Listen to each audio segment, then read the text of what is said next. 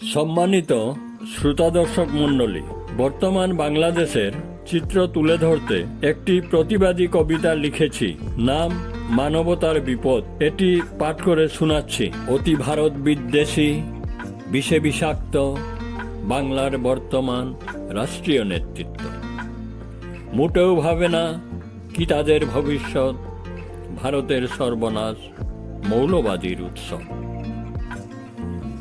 তোদের নিকৃষ্ট চক্রান্তে মানুষ হয়েছে বিভ্রান্ত, সাময়িক ভারত বিরোধী থাকবে না শেষ পর্যন্ত। ভারত বাংলার মানুষের পরম শুভাকাঙ্ক্ষী, বাংলার সাধারণ মানুষ প্রকৃত ভারত প্রেমী। ভারত বাংলাদেশের তিন দিক সীমানায় বাংলাদেশের অধ্যায় শুরু ভারতের বিরাট সহযোগিতায়। ভারত বাংলাদেশকে আদরে দিয়েছে বহু কিছু, তাতে পরিপুষ্ট যুবক হয়েছে মৌলবাদী বহু শিশু। ওরা চাই পবিত্র ইস্কনের এক্ষুনি কবর, বিশ্বব্যাপী এই ইস্কন পবিত্র অমর।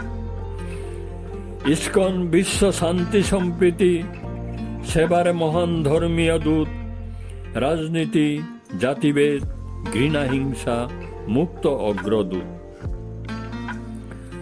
কোভিডে লক্ষ লক্ষ বাংলাদেশি ক্ষুধায় প্রাণ বিপন্ন, ইস্কন বাঁচিয়েছিল দিয়ে মানব সেবার পবিত্র অন্ন।